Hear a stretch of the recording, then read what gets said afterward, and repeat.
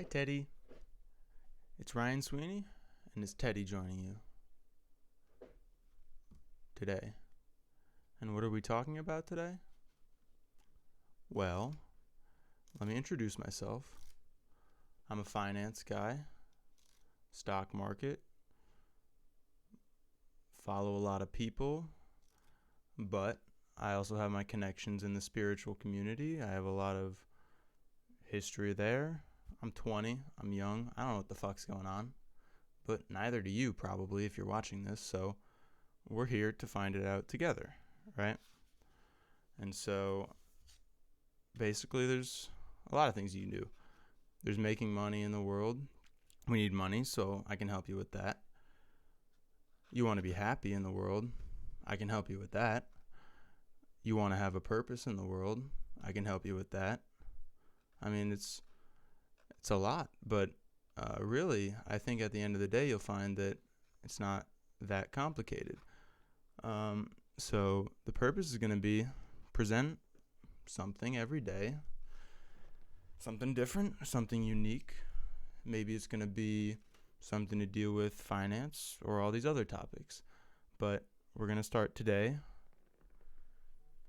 talking about love. Love everybody. Everybody's worth loving. Blah, blah, blah. Okay. This is a big thing in the spiritual community. You know, you have a lot of people saying, you got to love everyone. And I agree. In some aspect, you have to love everybody. However, when it gets to the point of these people saying, oh, we love everyone, so we can never be violent. We can't defend, not that we can't defend ourselves, but you know what I mean? These pacifist tendencies get to develop, and that is kind of the danger that I want to talk about. So, explain what it means to love everyone. That's what I wrote down. To love everyone is to not necessarily judge people, or not to treat them in a way that they don't deserve. And so it's a very hard thing to do because, well, first of all, we're raised in a society where enemies are created constantly. The biggest example right now is Democrats, Republicans. You have a two-party system, which entire purpose is to divide people, to not bring people together, and to have them hate each other rather than love each other. So I want to break down that to get to a place where we can love each other. However, in order to get there, you might have to do some unloving things. So, what does that mean? Well, if a person's coming at you with a knife to stab you, I mean, what are you going to do? Let them stab you? You're fucking stupid. Okay, you need to defend yourself. If somebody's coming at you with a bat or some blunt object, then maybe it's less lethal. You know, you want to defend yourself, but maybe you don't want to kill them.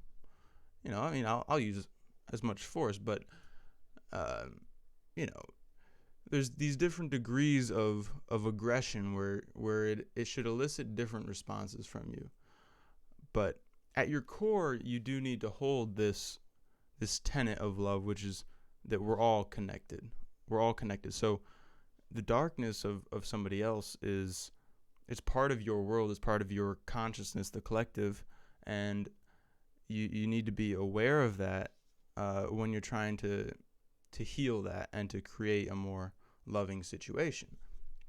And so to get back to the two-party system and how we want to unite everybody in the world, it needs to start from a place of identifying the common enemy, identifying who is really hating you.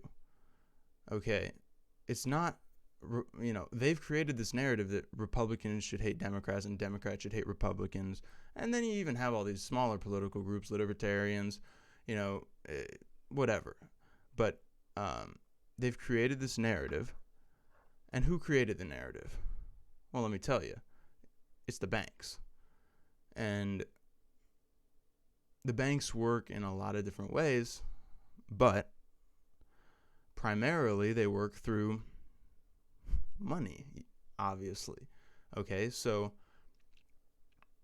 that's the first thing you need to understand. Money is really what runs things. It's not these bullshit political systems whose only real purpose is to distract people from what's really going on.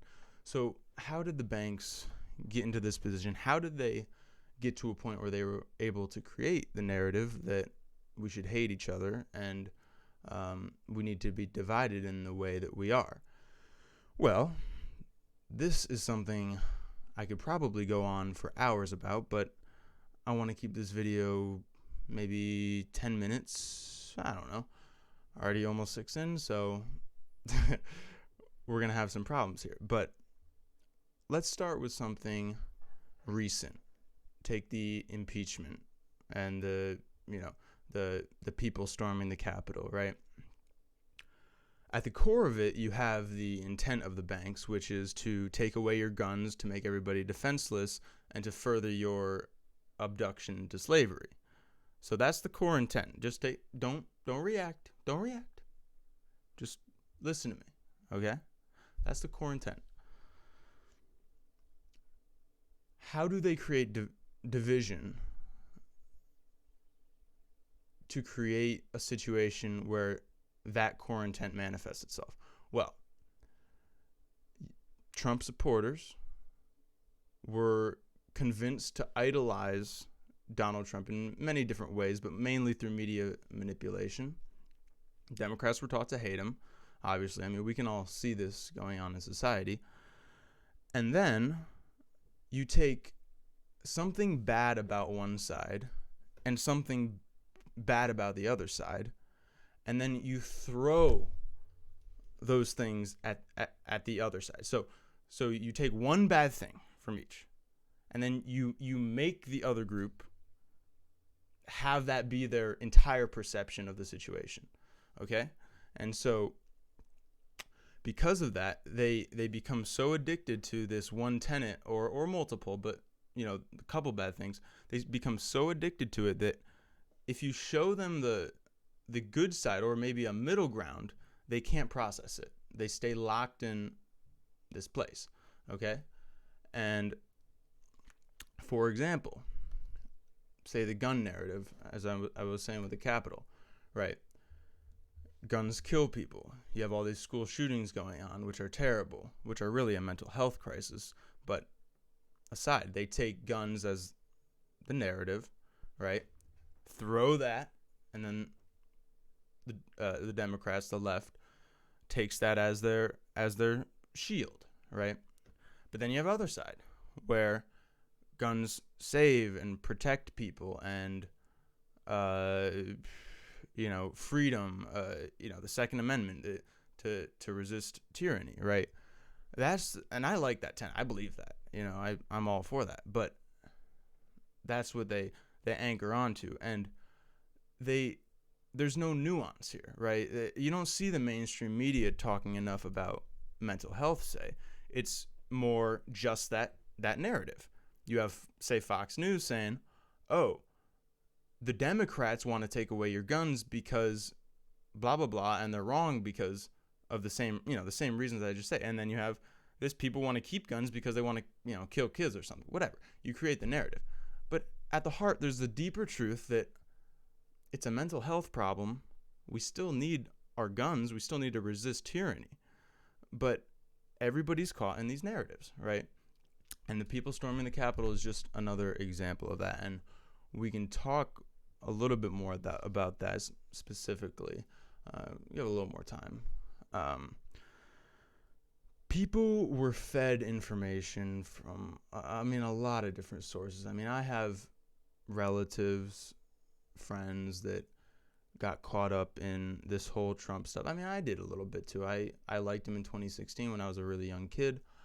But you see, again, these narratives that are put out with half-truths out there.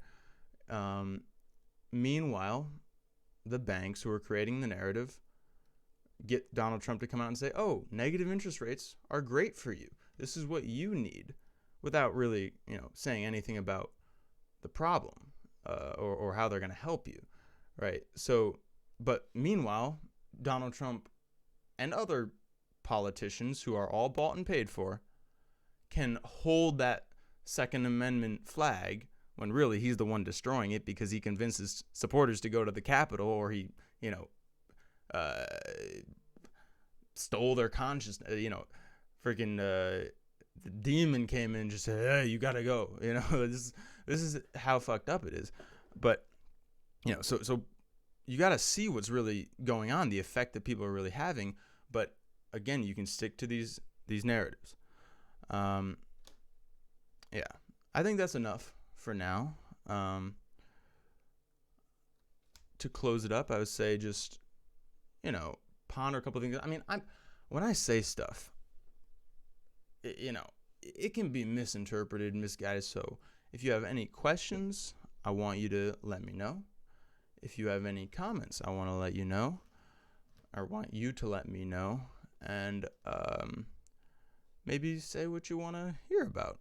Say what you have a question about. And like the video. Thank you very much. See you tomorrow.